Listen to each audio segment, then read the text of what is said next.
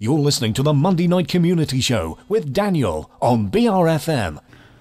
Now, I was wondering if we could start off by you letting us know how you got on over the festive period, and were there any incidents of interest?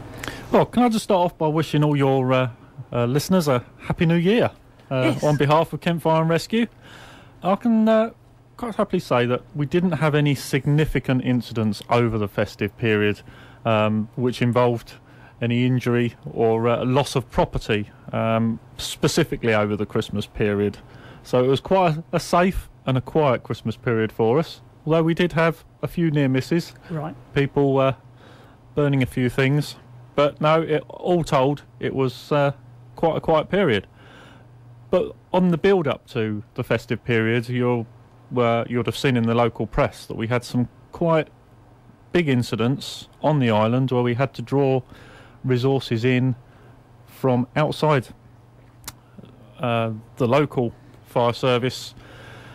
Namely, we had the pet shop incident in the town, and we had the barn fire at Neates Court. Both of these have been investigated by the police, and we would still ask that if anybody has any information on these two incidents, that they call the police on their 101 service. We also had the large barn fire at Eastchurch, which took up a lot of resources and was running for a fair amount of time. It involved a lot of hay and some silos. The cause of that is still being fully investigated.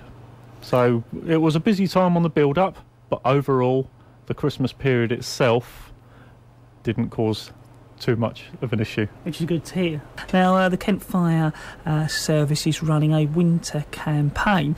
And what does this focus on? Well, Daniel, she focuses on all things winter. You'll recall I come and spoke to you early summer when we were running our summer campaign, and hopefully this one will be a bit more appropriate, because our summer was a washout, and all the outdoor fires and the grass fires I was telling you that were going to happen, it was a little bit too wet, wasn't it? So the winter campaign that Kent Fire and Rescue are running is concentrating on two main groups of people. We're focusing on the young and we're focusing on the elderly. We'll talk about the young first of all. Now this is including teenagers, and what we want to do is make sure that we look at the activities that youngsters might get up to and might be tempted to get up to prevent them having accidents and keeping them safe during the winter period. We all know that ice is a massive temptation for youngsters and young adults as well, but we need to make sure that people don't go out on the ice, because it is never really thick enough and you run the real risk of falling through. Now, you are fortunate on the island that you do have a specialist team based at Sheppey Fire Station, so we are close. But there's only 5 of these teams in Kent. So wherever you are, we're asking you, please don't be tempted to go out on the ice, however much fun you might think it's going to be. We're also looking at the youngsters tend to be around this time tempted by candles and lighters. We've just come through Christmas, where we've had all our candles out and our lighters, and this sometimes creates a little bit of a fascination. So it's a good time to sort of educate your children, especially the very young, on that candles and lighters are not toys. Make sure that you put them out of sight and keep them out of a child's way, because they can become a massive temptation. The other area we look at is the elderly. Now, Christmas is a good time for everybody that gets together. You see people that you haven't seen for a long time. You get to know all your neighbours and everything. What we're asking people to do is just to carry this on. Perhaps make a sort of a New Year's resolution, as it was, to keep in contact with an elderly person. Perhaps take an hour out of your week to go and visit them, especially during the winter. Make sure that they're warm enough. Make sure that they've got enough supplies in so that if it is going to snow, they don't have to venture out themselves, which could cause injury. perhaps go and make sure that they've got enough electricity if they're on a key meter. Little things like that can make a massive difference to keeping an elderly person safe. Also, make sure that they've got smoke alarms in their home, and you can I'll be giving you some contact details later in the show where people can get fire safety advice and smoke alarms fitted where required. So that's what we're asking you to do. Is we're focusing on the young, we're focusing on the elderly, but there are obviously the group in between. We can sort of offer advice to those as well. Was there any other winter safety advice you'd like to focus on? Well, campfire and rescue is finding an increase really in the amount of chimney fires we're attending. We attended about 300 last year. Part of this may be down to the increase in utility bills and people bringing back into service their open fires. What we would ask people to do if they are considering bringing back into service an open fire, they are quite dangerous if not brought it back into service correctly. Make sure that it's not full of nesting material before you light it, and make sure the whole chimney breast is checked for integrity, especially that in the loft space, because if there are loose bricks or cracks, sparks could be forced through these and then start a fire up in the loft space. Even if you have used your chimney for a long time, we urge you to get it swept at least once a year, and you need to get it swept more often if you burn wood. This is due to a residue that builds up within the soot, and then the soot sticks to it, and the soot builds up a lot quicker. We ask people as well to consider what they're burning. Make sure it's as smoke-free as possible. This isn't only to protect the environment, but please don't burn anything like plastics, because they again will coat the inside of the chimney with residue and give you an increased risk of having a chimney fire. So what do you do if you think you've got a chimney alight? Well, if you notice thick smoke, I mean unusually thick smoke coming out of the top of your chimney, or even if there's flames or sparks coming out of the chimney, this could be an indication that you do have a problem. Over the longer term, if you've noticed a discoloration of your wall coverings inside your property, it could signify that there's a build-up of heat. What do? Well, first of all, don't feel embarrassed about calling us out. It's what we do. Some people get really embarrassed that we've had to come out for a chimney fire. Stay out the property, call us out as you would in a normal emergency, and the firefighters are trained to deal with these incidents very quickly. We are this evening talking to Andy from the Campfire and Rescue Sheppey, right here at BRFM on the Monday Night Community Show this evening. You know, we were talking a little bit about open fires, and you were saying, they're becoming more popular, which I didn't tend to realise, or you don't think about it, but I suppose they are. So what extra stuff can you do to stay safe if you have got an open fire? Well, purely by its nature, an open fire is going to be higher risk than central heating. You've got a live fire in your home. Be sensible about what you burn. Yeah, don't overload your grate, because you won't get any more heat and it'll just become dangerous, and the risk of it falling out. Make sure your hearth is in good condition and obviously not flammable. And just burn coal or wood or the things that are designed to be used in a fire. Don't burn your domestic rubbish, because that can flare right up the chimney. Think about when you're going to go to bed, and obviously let the fire die right down before you go to bed. So it's in a state where it's not sparking, there's no risk of any sparks coming out. use a sturdy fire guard in front of it and make sure that there's nothing close to the fire that's going to catch light. So all your chairs and anything that you put that you may have moved closer to keep a bit warm, that they're all moved right out of the way. So basically, I don't want to spoil anybody's fun. Having an open fire is a very nice feature of the home. It's becoming more popular, but you've got a few sensible precautions and you can be safe. I suppose it's very easy for it to become the norm. If you're lighting it every night, you tend to get used to it, you're always doing it, and you could easily become lapsed, I suppose. People do or may become a little bit complacent. Most best thing you can make sure you've got is that you have working smoke detectors in your home. So if anything does happen, you're alerted at the earliest possible stage. Now, I know we're going to move on to covering, do you sort of see an increase in road traffic collisions at this time of year, Andy? Part of our winter campaign is also going to be focusing on driver safety.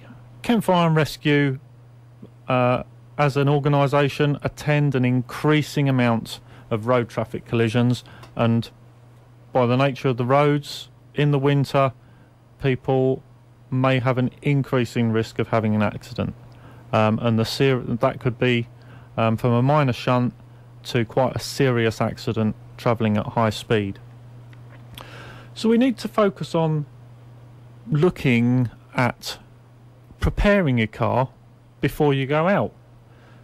Perhaps once a week, or if you use your car a lot, perhaps more often, make sure that your screen wash bottle is filled, because there's nothing worse than following a truck that's spewing up the salt off the road surface onto your windscreen and you have no way of cleaning your windscreen. And that becomes dangerous when you can't see out. I mean, it's really frustrating. I know when you've run out, but if you get into the habit of, if you know you're using a lot, or once a week, just top it up and add obviously an antifreeze solution or a proper solution to it to enable you to use it in slightly below freezing conditions. We urge people to make sure their tyre pressures are correct. This might avoid some of the skidding and slipping on a perhaps hazardous road surface. Make sure all your lights are in working order. You must be seen. If you've got headlights that are out and someone pulls out of a junction because they didn't see you, because maybe one of your headlights is out, that could be a hazard. And then we look at the journeys themselves. What can we do to perhaps be that little bit more prepared if we're going on a longer journey, or even a shorter journey on the way home from work? It might have snowed during the day. Perhaps put a pack in the car. Let's think about putting a set of warm clothing in there, a small shovel, a first aid kit, a basic first aid kit, so that if you do have to do anything to your vehicle and you cut your finger, you've got some sterile dressings that you can put on yourself. Perhaps put a blanket in there and have a torch. Yeah, have some sort of lighting in there, either a dynamo torch that you don't need batteries for, or one that you know works. So they're the sort of things that we're looking at. And then we're looking at parents trying to educate their children a little bit if they're new drivers and they haven't driven in a winter before. Perhaps making them aware that the stopping distances are vastly increased. I know there's some videos on the internet about how stopping distances are increased in different road conditions. Perhaps get them to have a little look at those, and try and get them to be a little bit more aware that driving conditions are going to be a lot more hazardous during the winter. This is because of snow, ice, and perhaps unpredictable fog. We are this evening joined with Andy from the Sheppey Fire Station, Kent Fire and Rescue, right here at the Monday Night Community Show this evening. We are joined with Andy at the moment from Kent Fire and Rescue Service Sheppey here on the Isle of Sheppey from the Sheppey Fire Station. Where can our listeners get hold of information to enable them to be safe from fires in the home? Well, Kent Fire and Rescue have got quite a substantial website that people can get lots of information from. Now, if you've got access to a computer, you can go to www.kent.fire-uk.org or just Google Kent Fire and Rescue. It might be easier. Well, it takes you to the website, and we've got safety pages on there. We've got areas for the children on there where they can learn how to be safe from fire. And we've also currently got links to the improvements that Kent Fire and Rescue are going to be making under their 2020 agenda. And there's the opportunity there that the public can also put in their views under a public survey. So if you go to the Safety in the Home section, there'll be all the bits that I've covered tonight under the winter safety campaigns. There's quite a few videos on there, little short videos, which talk about sweeping a chimney, which you've been through tonight, how simple it is, not for yourself, for a chimney sweep that comes in and does it for you, the process. There's loads of stuff on the website. If you want advice over the telephone, or you want someone to come round to your house, there's a free phone number that people can ring, and it's the same number for the whole of Kent wherever you live, and it's 0800 923 7000. They will ask you a few questions and either send you an advice pack, or they can book you up what we call one of our home safety visits. Very simple visits, and if necessary, we may be able to provide some smoke alarms free of charge and fit them where required in order to keep people safe. Our aim is to have a working smoke detector in every property. Now, I say a working smoking detector because there is an increasing number of properties that we're going in and finding that the smoke alarms are not working, either through the batteries being dead or the batteries missing. So we're asking our the public to make sure they check their smoke alarms, make sure they are working, because if they aren't, then you might as well not be there.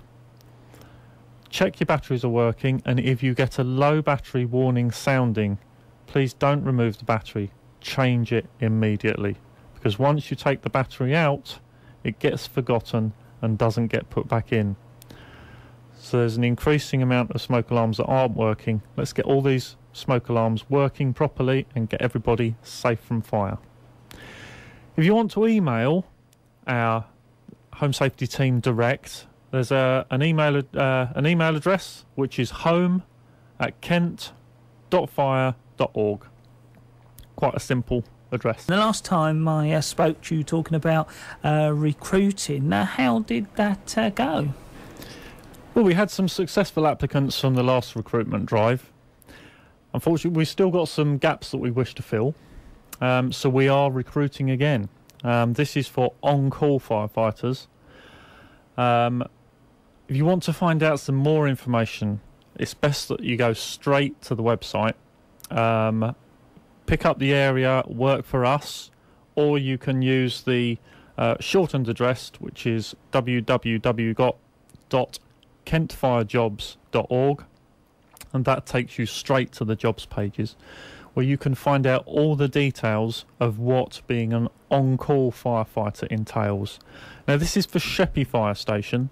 The main thing that you will need to be within 5 minutes maximum travelling distance of Sheppey Fire Station.